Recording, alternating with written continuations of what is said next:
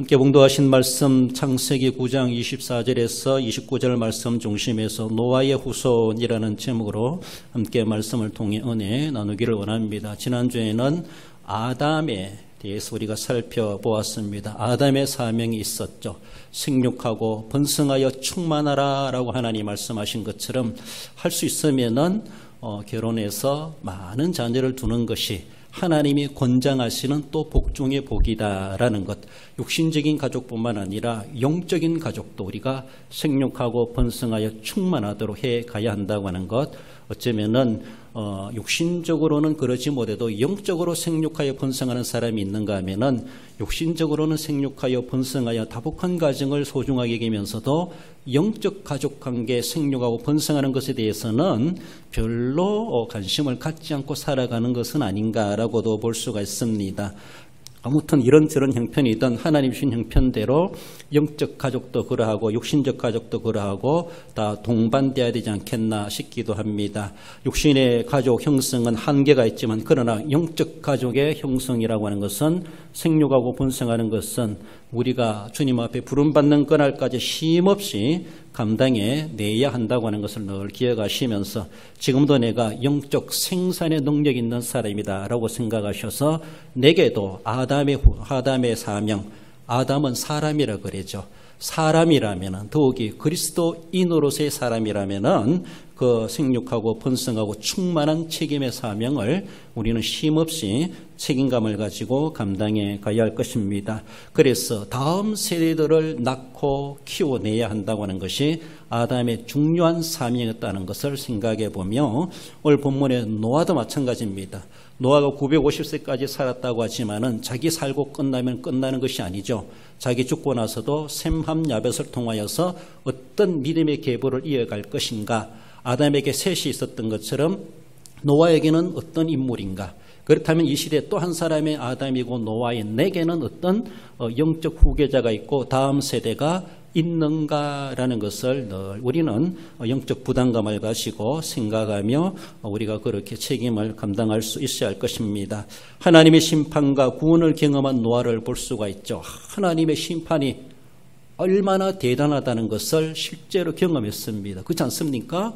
그 많은 사람들 하나님은 썰어버릴 수 있다고 말씀 한번 하셨는데 정말로 그렇게 하는 것을 그것도 지구를 완전히 물로 덮으시는 대홍수 사건으로 역사에 있을 수 없는 그런 일들을 하나님이 행하셨다는 것이죠. 하나님에 대해서 새롭게 느꼈을 겁니다. 와, 하나님 화내시면 정말로 겁나는 분이시구나. 하나님의 심판이 얼마나 철저한가를 그는 경험했어요. 뿐만 아니죠. 그런 가운데서도 자기들은 살아남았습니다. 하나님의 구원이 또 얼마나 완벽한가를 그는 또 경험하게 되죠. 하나님의 구원도 완벽하고 하나님의 심판도 완벽합니다. 거기에 부스러기 있다든가 남는 게 있다든가 뭐 여분이 있다든가 없어요. 딱 끝내버립니다. 구원은 구원대로, 심판은 심판대로. 하나님이 그런 분이십니다. 얼마나 은혜로우신 분이시고 얼마나 무서운 분이신가 라고 양면적인 모습을 노아는 그 사건을 통해서 실제적으로 경험한 자였다. 그만이 아니죠. 지금도 그 하나님은 여전히 살아계시고 지금도 하나님 한번 마음먹으시면 그렇게 하실 수가 있다는 것. 하나님 마음먹은 것 중 하나가 최후의 심판을 마음먹고 계시다는 것을 우리는 늘 생각하셔야 됩니다. 그때는 최후의 심판뿐만 아니라 최후의 구원도 이루어진다라는 것을 우리는 생각할 때 구원의 해당자가 되어야 되지 심판의 해당자가 되어서는 죽어도 되면 안 된다라는 것을 우리는 생각해 보며 믿음 잘 지켜가야 할 것입니다. 노아에게 하나님은 축복권을 주셨고 저주권을 주셨다라고 말할 수가 있는데 그렇죠. 노아뿐만 아니죠. 우리가 뒤에도 보면 아브라함, 족장들, 이삭이나 야곱이나 더 나아가서는 제사장들도 그들이 선포하는 대로 되는 것을 우리는 보았습니다. 그렇지 않습니까? 노아가 축복하면 축복하는 대로, 노아가 저주하면 저주하는 대로, 아브라함이 축복하면 복을 받고 저주하면 저주를 받는다 그랬습니다. 그렇습니다. 이삭이 야곱이나 에서나 몰라봤다 할지라도 축복하면 복을 받아요. 그 사람은 신적 권세가 있습니다. 이거는 자기 마음대로 하는 게 아니에요. 지극히 수동적이라 말할 수 있어요. 나도 모르게 하나님 그렇게 말을 하게 하신다는 것이죠. 하나님이 시키시는 대로 나팔 역할을 하는 거예요. 내가 좋아하는 아들이니까 내가 복주해야지, 내가 싫어하는 아들이니까 저주해야지, 그런 것이 아니라는 것이죠. 오늘 본문에 함이 저주를 받습니다. 정말로 참 있을 수 없는 일일 수도 있는데, 그리고 그것은 노아의 선택권이 아니라 신적 권세가 있다고 하는 것은 노아 감정에 따라 하는 것이 아니라 하나님은 노아를 통해서 하나님이 하신 것이라는 것이죠. 그러니까 노아도 축복해놓고 축복을 감당할 수 없고 저주해놓고 그 저주도 노아가 감당할 수 없는 거예요. 하나님이 복 주실 자에게 복을 주게 하시고 축복하게 하시고 저주할 자에게 저주를 하게 하시는 하나님, 친적 권세가 있다고 하는 것이 그것입니다. 하나님은 노아를 통해서, 아브라함을 통해서, 이삭을 통해서, 야곱을 통해서 12아들들 이렇게 축복해라, 이렇게 말하라. 하나님은 예언적인 그런 모습으로 권세를 주셨습니다. 그러니까 그것이 얼마나 귀한 것인지, 그러니까 제사장이나 이들이 하는 그 모든 축복과 저주는 신적 권세가 있고, 그래서 반드시 성취되고야 만다라고 하는 것이 얼마나 무서운지 모릅니다. 그렇습니다. 더 나아가서는 그 축복의 권세라고 하는 것은 그리스도까지도 연결되고 있죠. 노아의 축복과 저주의 권세, 아브람과 야곱과 이삭과 족장들의 축복과 저주의 권세, 그건 하나의 예표적입니다. 결국은 그 권세자는 예수 그리스도이시다. 예수 그리스도께서 축복하는 자에게 복을 받고 저주하는 자에게 저주가 임할 수밖에 없는 진정한 그리스도이신 그분의 일들을 앞서 족장들을 통해서 이미됨의 사람들을 통해서 그런 권세를 예표적으로도 보여주셨습니다. 지금 우리는 노아를 가리켜서 제2의 시조다 이렇게 말할 수가 있죠. 왜 그렇습니까? 아담의 후손들이 노아 가정 외엔 다 죽었습니다. 그래요. 아담의 씨는 달랑 노아의 세 아들과 아내들이 남았죠. 그래서 그들은 제2의 시조고, 우리는 다 아담의 후손이면서도 더 넓게 보면은 노아의 후손들이다 이렇게 말할 수가 있습니다. 한 후손의 다양성이 있고 공통성이 있다고 볼 수 있는데, 어쩌면 세 아들을 통해서 다양한 것을 보여주면서도 또 공통성이 있다라는 것을 우리에게 말씀하고 있는데, 과연 나에게는 어떠한 계보로 이어져 가고 내가 감당하고 있는가 생각해 볼 때, 노아의 후손 셈함 야벳만이 아니라 그 계보 중에 나도 지금 노아의 후손으로 지금 살아가고 있고, 노아의 다음 세대의 인물로 이 시대를 내가 살아가고 있다. 노아는 노아 시대의 사명을 감당한 사람이고 21세기 이 시대 우리는 노아의 후손으로 이 시대 우리가 또 사명자로 살아가고 있고, 그렇다면은 다음 22세기 세대에 어떤 인물들을 우리는 양육하고 있는가, 어떤 후손들이 우리를 이어가고 있을까, 우리가 바르게 키워내야 될 것에 대해서 말씀하고 있습니다. 노아의 후손이란 제하에 주시는 말씀 먼저는 함의 후손을 생각해 봅니다. 그를 가리켜서 형제의 종이 된다라고 하는 것을 말씀하죠. 25절에 이에 이르되 가나안은 저주를 받아 그의 형제의 종들의 종이 되기를 원하노라. 어쩌면은 왜 가나안을 이야기할까? 아버지 하체를 보고 비웃고 조롱한 자는 아들 함입니다. 그런데 술이 깬 노아가 그 아들 함을 향하여서 어떻게 그렇게 저주하되 그 아들 함의 아들의 이름을 빌려오고 있습니다.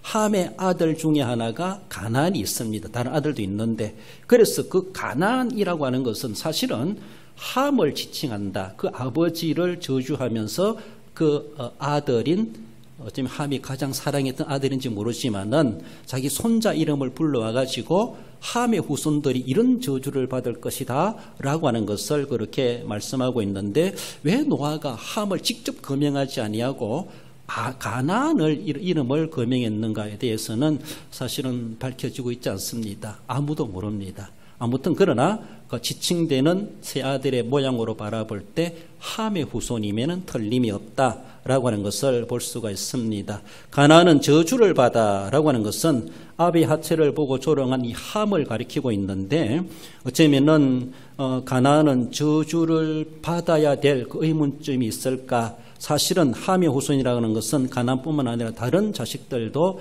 다 저주 아래 놓이는 그런 거나 다를 바가 없는데, 대표적으로 가나안이라고 하는 손자의 이름을 거명하는 것을 볼 수가 있습니다. 왜 함의 후손들이 이렇게 저주를 받아야 되는가? 그 당시에는 우리가 왜 저주받아야 될지 아무런 증거를 찾을 수가 없습니다. 그러나 동일한 하나님, 그때 그 하나님, 아담 시대 하나님, 노아 시대 하나님, 아브라함 시대 하나님, 모세 시대 하나님 딴 하나님이 아니죠. 똑같은 하나님입니다. 똑같은 하나님인데 하나님께서 시대마다 계시의 정도가 조금 크기가 구체성이 점진성이 달랐을 뿐이지 주체자는 한 분이십니다. 하나님에 대해서 노아 시대는 아브라함 시대보다 더 개방됐을 것이고 아담 시대보다, 그리고 노아 시대보다 아브라함 시대는 더 구체화됐을 것이고, 아담 시대보다가도 야곱 시대에 오면 더 구체화됐을 것인데, 또 야곱 시대보다가도 모세 시대에 오면 실제로 성문화되지 않습니까? 글로 써가지고까지도 그렇게 하나님의 뜻을 밝혀주시기도 하셨습니다. 그래서 노아 시대는 그렇게 아주 구체화되지 않았지만은 함의 자손이 왜 저주를 받았을까? 우리는 뒤에 나오는 내용을 통해서 인용해 볼 때에 신명기 27장 16절에 보면은 그의 부모를 경홀히 여기는 자는 저주를 받을 것이라 할 것이요 모든 백성은 아멘할지니라. 이것이 하나님의 원리입니다. 부모에 대해서 하나님 이렇게까지 생각하시는구나. 노아 시대 때는 몰랐을지 모르지만 하나님 이미 그 마음을 가지고 있었습니다. 노아 시대 때는 안 그런데 모세 시대 와서 하나님이 그 마음을 가지셨다, 이렇게 볼 수 없습니다. 하나님은 무엇이든 그만큼 몰랐을 뿐이지, 부모에 대해서 하나님이 저렇게까지도 권위를 인정하시는구나. 모세 시대 성문화된 글을 가지고 바라볼 때 하나님은 동일한 하나님이신데 부모에 대해서, 육신의 부모에 대해 이렇게까지 하나님이 생각하시는구나. 출애굽기 21장에서는 부모를 저주하는 자는 반드시 죽일지니라 이렇게 말합니다. 부모를 저주하는 자, 저주가 뭐였습니까? 부모에게 욕하는 자입니다. 욕하는 것, 부모를 나쁘게 말하는 것, 이것이 저주입니다. 그 아이는, 그 자식은 죽이라고, 반드시 죽이라고 말합니다. 안식일을 범하는 죄는 동일하게 취급하고 있어요. 다 죽이라는 것, 그런 자녀랄지라도. 신명기 27장에서는 부모를 경홀히 여기는 자는 저주를 받을지어다 이렇게 말합니다. 그러니까 하나님이 육신에 대한 부모의 권위를 얼마나 이렇게까지 생각하시는 줄 노아 시대 셈, 함, 야벳에서 몰랐을 수도 있어요. 몰랐지만은 그런 하나님은 함이 저주받는 증거를 찾아볼 때 하나님을 노엽게 했구나. 하나님을 노엽게 했구나. 부모에 대한 경홀히 여기고 저주하고 부모의 수치를 드러내는 것. 이것만큼 자식이 할 도리가 아니라는 겁니다. 하나님의 수치를 드러내는 거랑 똑같아요. 그것을 막 입방아지라는 거랑 똑같아요. 이런 것처럼 하나님께서 그만큼 노아도 깨가지고 분노했겠지만 하나님이 더 분노하셨다고 볼 수 있어요. 노아의 감정에 의해서 함을 저주했다라기보다 하나님은 노아의 감정을 이용하셔서 함을 저주하게 하셨다라고 할 수 있습니다. 노아의 저주가 아니라 하나님의 저주라고 볼 수가 있죠. 그만큼 저주받을 일을 하면 안 된다는 것이죠. 우리는 몰라서도 그렇게 할 수 있겠지만은 육신의 부모에 대해서 그 권위는, 죄송한데 하늘에 하나님이 계시면 땅에는 부모님이 계시다, 이렇게까지 여길 정도로 부모에 대해서 그렇게 하나님이 아주 존중하게 여기시는 것을 볼 수가 있습니다. 그렇습니다. 죄와 저주에서 벗어나지 못한 우리 인간의 그런 한계를 보여주고 있는데, 어느 누구든지 함도 그것에 대해서 그것이 잘못된 줄 제대로 알았는지 인식했는지 모르지만은 우리는 아담의 후손으로서, 노아의 후손으로서 우리는 다 죄의 습성이 남아 있습니다. 그리고 좋은 것보다도 안 좋은 것을 말하기를 좋아하고 입방해질하는 것도 재미있고, 남의 칭찬하기보다는 남의 흠을 들추내는 것을 더 쉽게 할 수가 있습니다. 그것이 걸러지지 않고 더 나아가서는 걸러지기보다 도리어 더 보태가지고 과장되게 남의 허물을 들추는 그런 일들도 있을 수가 있다는 것이죠. 부모의 하체가 아니라, 부모의 수치가 아니라 남의 하체, 남의 수치랄지라도 함부로 우리가 해서는 안 된다고 하는 것을 하나님 우리에게 경고 떨어주시는 말씀이시기도 하다라는 겁니다. 우리 속에는 다 그런 성향들이 다 있습니다. 굳이 하지 말라는 것을 굳이 하려고 하는 그런 습관들, 그런 습성들이 우리에게 자꾸 돋아나기 때문에 그런 죄의 습성들, 저주받을 습성에 대해서 우리가 완전히 해방되지 못하고 거기서 노임을 받지 못하고 있는 우리의 모습들이다라는 겁니다. 그렇습니다. 아담은 무지한 가운데서 시작한 아담이었습니다. 그렇지만 그는 타락했습니다. 그렇습니다. 노아는 구원에서부터 시작된 노아였습니다. 그런데 그 노아가 저주까지 행하고 있습니다. 어쩌면은 의인으로서 할 수 없는 일이기도 하지만 하나님은 노아를 통해서 함의 후손들에게 그렇게 저주하게 하셨다라는 것, 참으로 상당히 우리가 이해하기 쉽지 않은 그런 내용이기도 합니다. 함을 향하여, 가나안을 향하여 어떻게 저주합니까? 종들의 종이 되기를 원하노라, 이렇게 말합니다. 상당히 이거는 최상급으로 관용적인 표현인데, 우리가 그러죠, 왕중의 왕이십니다, 신중의 신이십니다, 이렇게 말하죠. 그만큼 최고라는 겁니다. 그만큼 최상급으로 인정하는 겁니다. 그러니까 모든 왕왕의 왕이십니다, 왕중의 왕이십니다, 최고십니다, 이렇게 말하는 것처럼 종들 중에 종이다라고 하는 것은 가장 비천한 종, 가장 정말로 밑바닥 종. 왕중의 왕이면 좋은데 종 중의 종이라는 거예요. 종이면서도 종을 섬기는 또 종이라고 말할 수 있어요. 얼마나 인간답지 못하고 인간 이하에 취급당하는 그런 모습입니까?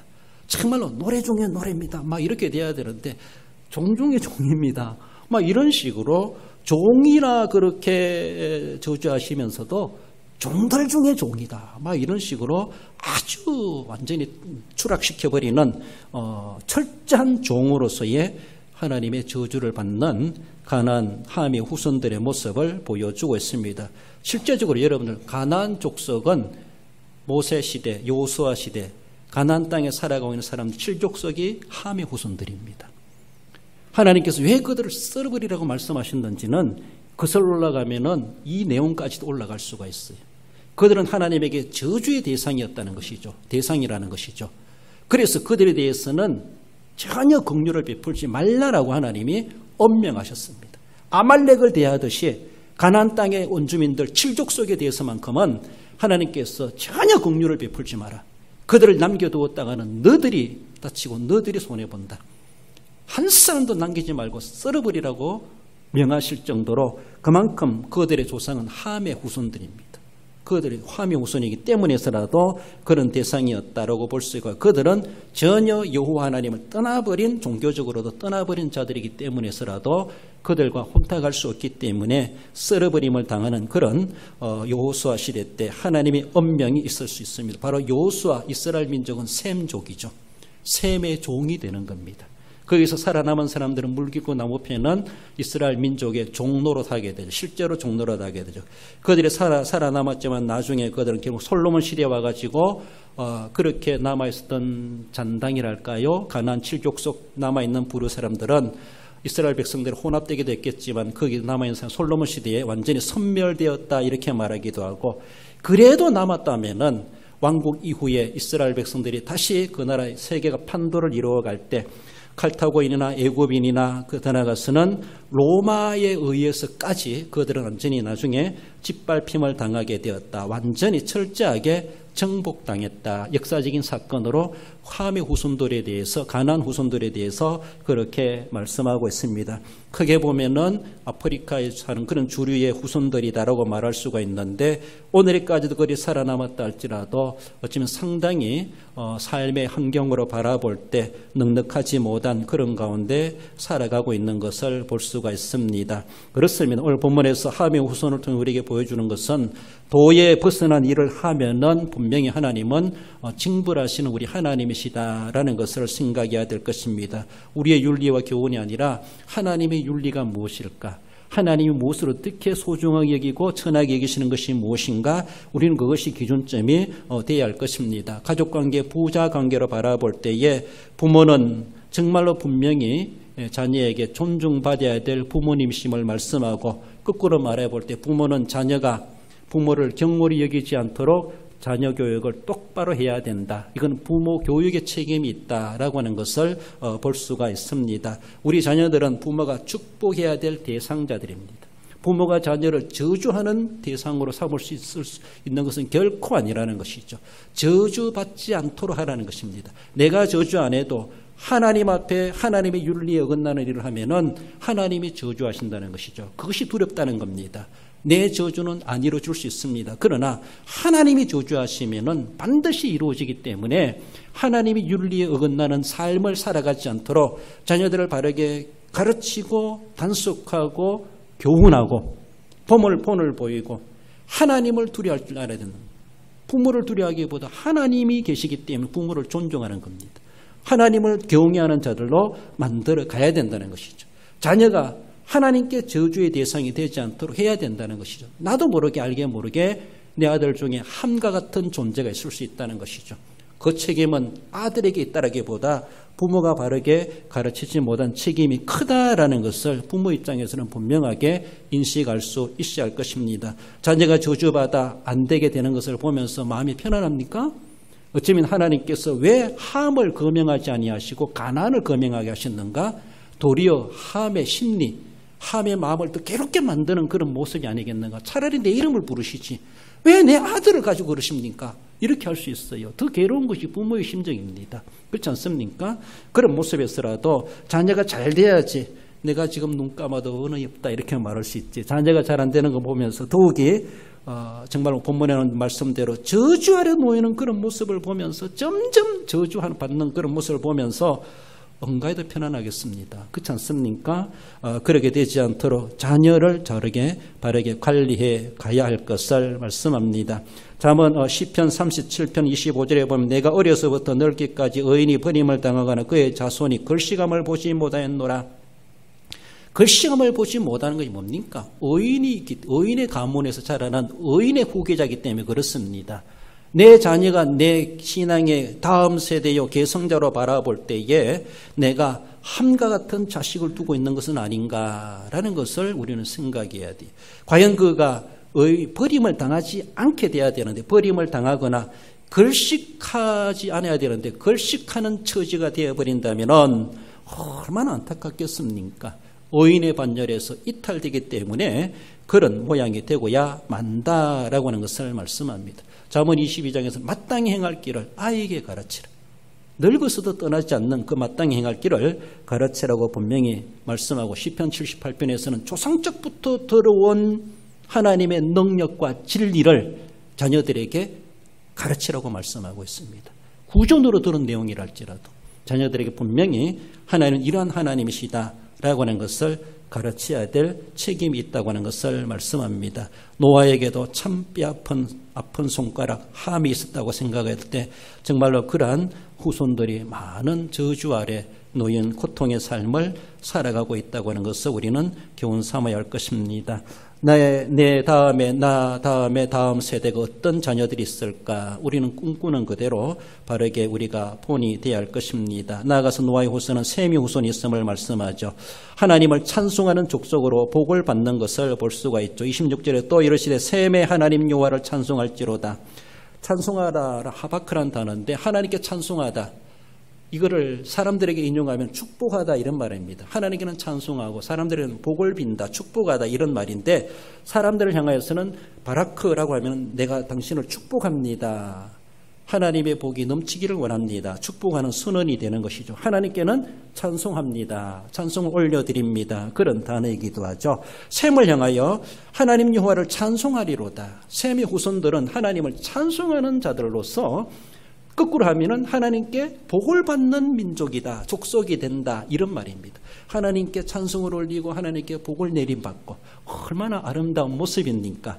이런 아들이 돼야 되죠. 셈 그 아들 중에 이 셈이 아주 독보적으로 이런 축복을 노아로 아버지로부터 신적 근세 있는 축복을 선언받게 되는 것을 볼 수가 있죠. 만복의 그런 대신 하나님께서는 셈에게 이런 축복을 해주셨다. 앞으로 셈의 후손들이 어떤 복을 받을 것인가?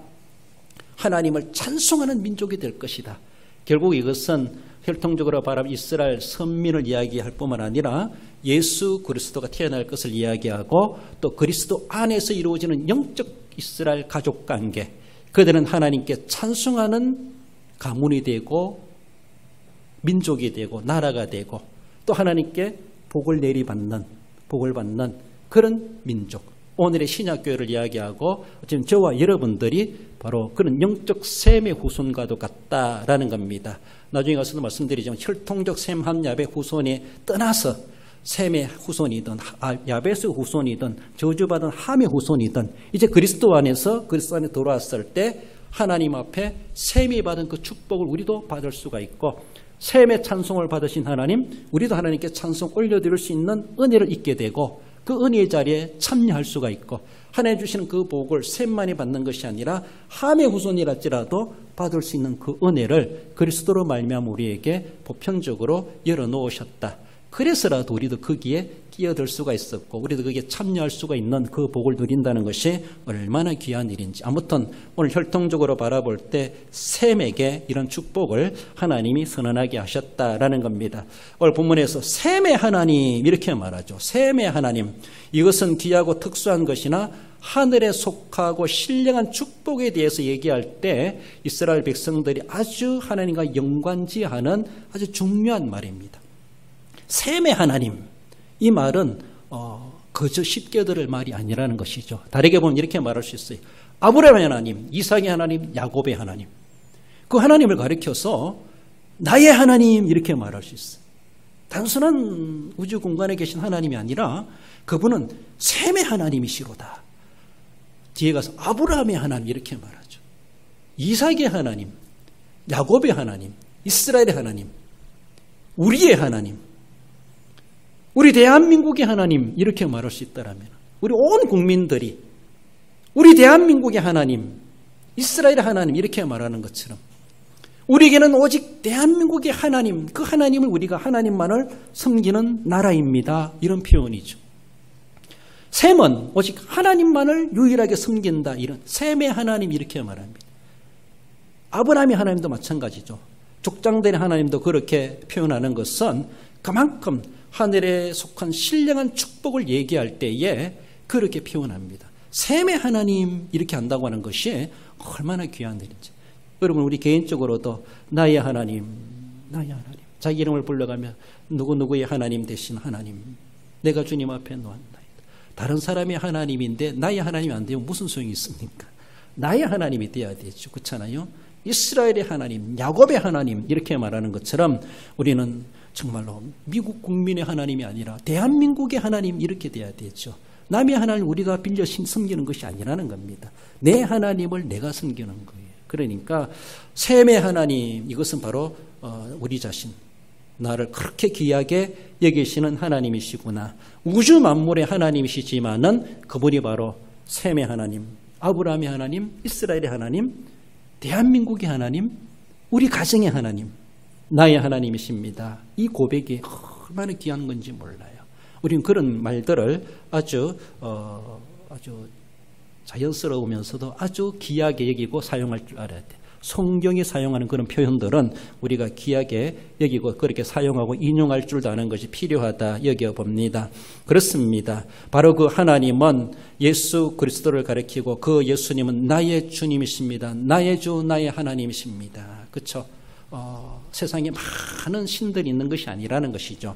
신들이 있다 할지라도 나는 오직 예수 그리스도만이 나의 하나님이십니다. 나의 하나님, 유일신앙관을 표현하는 것이 셈의 하나님 이렇게 말합니다.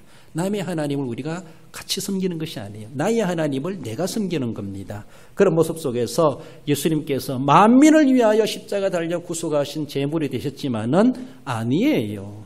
나를 위해서 십자가에 달려 피 흘려 고난당하신 나의 주님이십니다. 내 신앙, 내 하나님은 그렇게 고백되는 겁니다. 옆에 있는 근사님 하나님을 내가 빌려가지고 나도 같이 섬기는 것이 아니에요. 나의 하나님, 나를 위해 주고 오신 그 하나님을 내가 섬기는 거예요. 넓게 보면은 만민을 위해서 하나님 입장에서는 그렇게 말씀하실지 모르지만 모든 사람이 구원받을 대상이라고 보지만은 내가 구원받을 대상이 나 때문에 오셨어요. 우리는 이건 이기적으로 생각할 필요가 있어요. 나 때문에 예수님의 보내심을 받으시고 나 때문에 십자가에 처절한 고난을 당하셨고 나를 위해서 또 부활하신 우리 하나님이십니다. 예수님이십니다. 나의 주, 나의 하나님이십니다. 나의 그리스도이십니다. 그렇습니다. 남의 하나님 같이 곁들여 섬기는 것이 아니라 내 하나님을 내가 영접하고 내 하나님으로 삼고 내가 섬긴다. 내가 안 섬기면 누가 섬기겠는가? 남이 아무리 섬겨도 소용없어요. 내가 섬겨야 돼. 그러니까 그 예수님은, 그 하나님은 셈의 하나님 이렇게 말하는 것입니다. 나의 하나님이십니다. 우리는 그렇게 고백해야 돼요. 가정 단위로 바라볼 때 하나님이요, 우리 가정의 하나님이십니다. 나의 하나님뿐만 아니라 내 아들의 하나님이십니다. 노아도 셈의 하나님을 찬송할지로다 라고 말하는 거예요. 노아가 지금 이야기하고 있지 않습니까? 자기 아들을 부르면서 하나님은 너희 하나님이다. 너희 하나님을 찬송할지로다. 자식을 두고서 너는 하나님만을 섬겨야 돼. 나의 하나님은 너의 하나님이야. 그래서 내 하나님뿐만 아니라 너의 하나님이야 라고 하며 그 하나님을 너는 유일하게 찬송의 대상으로 삼고 섬겨야 돼. 그래서 어쩌면 노아의 다음 세대로서 셈이 지목되는 것을 볼 수가 있죠. 그래서라도 노아는 그 나름대로 후계자를 남겨두고 떠나가는 그런 사명을 그래도 감당하지 않았나라고 볼 수 있습니다. 찬송가 559장에 사철의 번발은 불어있고 하나님 아버지 모셨으니 믿음의 반석도 든든하다. 우리 집 즐거운 동산이라. 고마워라 임마누엘. 예수만 섬기는 우리 집. 고마워라 임마누엘. 복되고 즐거운 하루하루. 그렇습니다.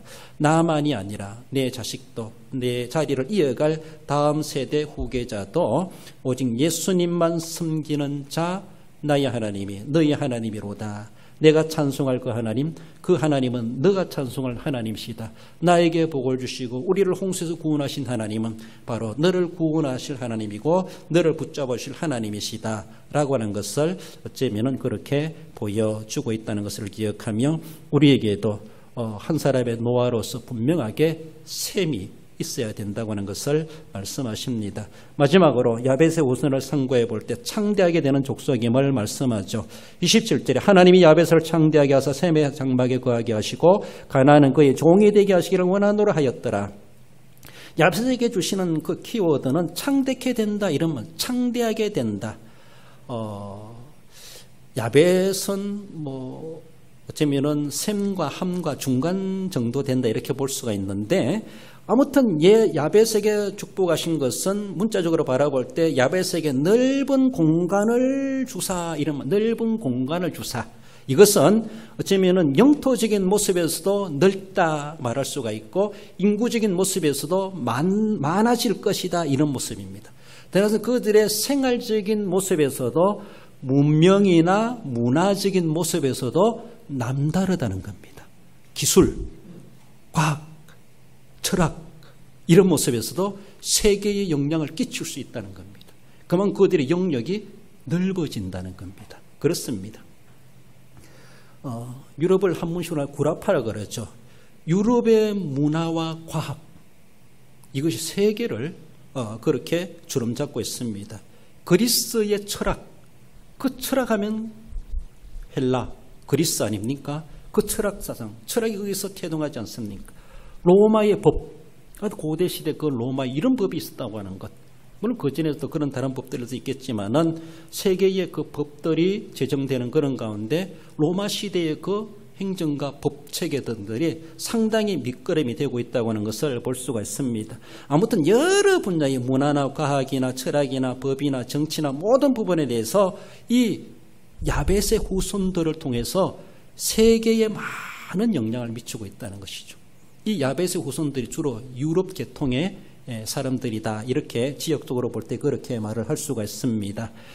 근데 야벳을 가리켜 셈의 장막에 거하고 이렇게 말씀하고 셈의 장막에 거한다고 하는 것은 종교적으로 셈 족속의 영향을 받게 될 것이라고 그렇게 뜻을 말해주고 있습니다. 종교적인 영향을 받는다는 것이죠. 셈은 노아의 후계자죠. 노아의 영적 계보를 구속의 계보를 이어가는 후손이 바로 셈입니다. 신앙적인 계보를 이어가고 있는 종교적인 계보가 바로 셈입니다. 세 명의 아들 중에 셈의 장막에 거한다고 하는 것은 셈의 자리를 넘본다는 것이 아니라 셈에게 종교적인 신앙적인 영성적인 영향을 받는다는 겁니다. 그 장막에 거하면서 그렇습니다. 그 집에 사니까 그 집의 영향을 받아요. 그 집에 사니까 그 집에 거한다라고 하는 것은 그 집을 침범하는 것이 아니라 그 집을 통해서 많은 은혜를 입게 될 것이다. 이런 의미를 말씀해 주고 있습니다. 그러니까 셈의 축복을 받을 때 그 축복에 또 참여하게 되는 것도 얼떨결에 받아요. 그렇잖아요.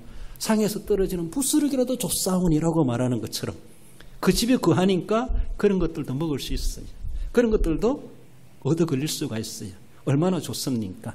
나는 아무런 대상이 아님에도 불구하고 잔치집에 가니까 그냥 푸짐하게 공짜로 얻어 먹을 수 있고 배부름을 얻을 수 있는 것처럼 함께 즐거움을 누릴 수 있는 것처럼 그런 의미 속에서 야벳이 셈에게 이런 혜택을 셈 때문에 혜택을 받을 것이다 라고 하는 것을 말씀하십니다. 그렇습니다. 하나님께서 셈을 통해서 그렇게 아담에게 주신 여자의 후손 그리스도가 오실 것에 대해서 셈의 계보를 통해서 오시지요. 그렇잖아요. 셈의 후손 중에 아브라함이 나오고 이제 이스라엘이 나오고 다윗이 나오고 계속 그 계보가 이어가게 되는데 그 계보의 은혜를 야벳이 그 장막에 거하니까 함께 공유하게 되고 다른 사람보다도 더 우선적으로 누리게 된다. 그런 의미를 가지고 있습니다. 예수 그리스도를 영접하고 믿음을 갖는 것에 대해서도 신앙에 시작하는 우리 종교적인 모습을 바라볼 때도 그렇죠. 이스라엘 민족으로 시작돼 가지고 먼저 유럽을 복음화하고 아메리카, 아시아로 넘어오는 그런 길들을 루트를 생각해 볼 때 정말로 그런 영향들을 다른 민족보다도 아주 우선적으로 야벳의 후손들이 영향을 받게 된다라는 것도 후시대에 와서 우리가 그것을 볼 수가 있습니다. 그렇습니다. 그러면서도 또 하나님이 말씀해 주시는 것은 가나안은 그의 종이 되게 하시기를 원하노라. 가나안을 향하여서는요 셈의 종도 되고 야벳의 종도 돼요. 종들의 종이라. 여기 가도 종, 저기 가도 종, 어디 가도 종밖에 안 돼. 셈의 후손, 함의 후손은, 가나안은. 그것도 하나님이 주신 복입니다. 그것도 복이라. 가나안을 하나님이 완전히 구원 계획에서 배제하지 않았다는 겁니다. 이왕이면 종살이 하면 정성집에 가서 종살이 하면은 이왕 강아지 키우더라도 내가 개라면은 가난한 집에 개가 되기보다 정성의 개가 되면은 맛있는 것도 많이 먹잖아요. 그렇잖아요? 그것처럼 종이 되더라도 독실한 믿음의 가정의 종이 되는 거하고 하나님 알지 못하고 제멋대로 살아가고 폭력을 행하는 그런 불신집의 종이 된다면은 얼마나 안타깝겠습니까? 일을 해러 가도 남의 집에 품팔이 하러 가도 그래도 믿는 집에 가서 일을 하면은 신앙적 영향을 받을 수 있는데 안 믿는 불신자 집에 가면은 뭐 술 먹어야 되고 그다음에 피워야 되고 그들이 하는 대로 다 놀아줘야 돼. 그렇지 않습니까? 아무런 신앙에 도움이 안 돼. 그러나 하나님께서 가나안을 저주하시면서도 구원의 계획에서만큼은 배제하지 않았다고 하는 것은 그는 종살이하지만은 셈의 가문에 종살이하고 야벳의 가문에 종살이한다. 이것은 하나님이 함의 후손들에게 은혜를 베푸시는 겁니다. 육신적으로는 고난을 당할지 모르지만은 저주를 겪을지 모르지만은 영적으로 하나님의 구원에 대해서는 어쩌면 셈을 통하여서 야벳을 통하여서 복음을 전례받게 되고 그 은혜를 누릴 기회를 구원의 계획 속에 포함시키는 하나님의 구원의 계획에 결코 배제되지 않는 하나님의 은혜였다라는 것을 볼 수가 있습니다. 그렇습니다. 우리는 셈, 함, 야벳을 떠나서 우리들도 어쩌면 하나님의 구원에서 멀리 떨어진 우리들인데 우리들로 하여금 하나님의 집의 장막에 거하는 자로 우리를 삼아주셨다는 것이 얼마나 귀합니까? 악인의 장막에 청나를 살아가는 것보다 주님의 전에 문지기로 하루를 있는 것이 낫다. 이렇게 시편 기자가 고백하는 것처럼 하나님이여 내가 얼마나 귀한 복을 받았는지 나 같은 것이라도 그저 저주받아 저주스럽게 살다가 저주에 떨어질 일이 내 인생을 하나님께서 함보다 못한 나 자신을 하나님께서 긍휼을 베푸셔서 정말로 주님의 장막에 거하는 자가 되게 하셨다고 하는 것. 시편 84편에 기록해 주는 것처럼 1절에 만군의 여호와여 주의 장막이 어찌 그리 사랑스러운지요. 나는 주님의 장막에 문지기라도 좋습니다. 그 집안에 그 장막에 내가 마당 쓸개 노릇하는 그런 일을 한다 할지라도 고맙습니다. 감사합니다. 그래도 나를 그 장막 안에 거하는 자가 되게 하셨다는 것에 대해서 얼마나 귀한 것인지.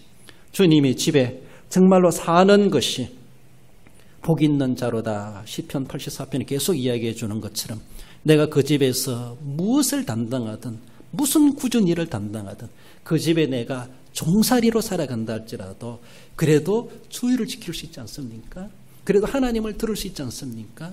그래도 하나님을 섬길 수 있는 배려가 있지 않습니까? 그런 집이기 때문에 그렇습니다. 그러므로 하나님께서는 함을 내치시지만은 셈을 통해서 야벳을 통해서 하나님의 구원으로 그들을 초청하고 그 길을 열어놓으신 하나님의 크신 은혜라는 것이 우리에게도 지금도 적용되었다. 언둔의 나라 조선 땅에 이러한 셈 그리고 야벳의 선교사들을 이 땅에 보내주셔서 우리들 하여금 그 은혜에 함께 동참하고 공유할 수 있게 하셨다는 것이 얼마나 귀한 은혜인지 우리가 이제 영적 노아의 후손 후계자들로서 노아의 다음 세대로서 21세기를 장식하고 있다고 하는 것이 얼마나 귀한 일인지 모릅니다. 그러므로 우리도 내 다음 세대를 어떻게 키워내고 있는가, 노아 죽고 나서면 여호와 하나님도 없어진다, 이것이 아니라 그 후손들이 이렇게 번성해 가면서 하나님의 이름이 알려지고 오늘까지 전달되었다라는 걸 생각해 볼 때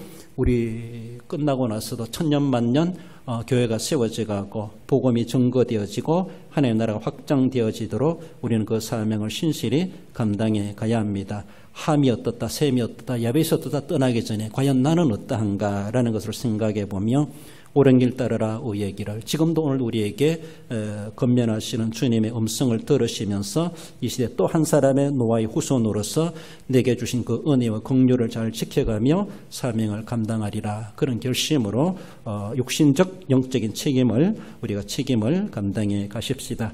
결론적으로 함께 읽어봅시다. 저주 아래 있지만 구원을 소망할 은혜를 입게 하시고 하나님을 찬송할 복을 받을 자임을 알고 주님 안에서 창대케 되기를 소망하며 다음 세대를 키우고 축복하는 성도가 됩니다.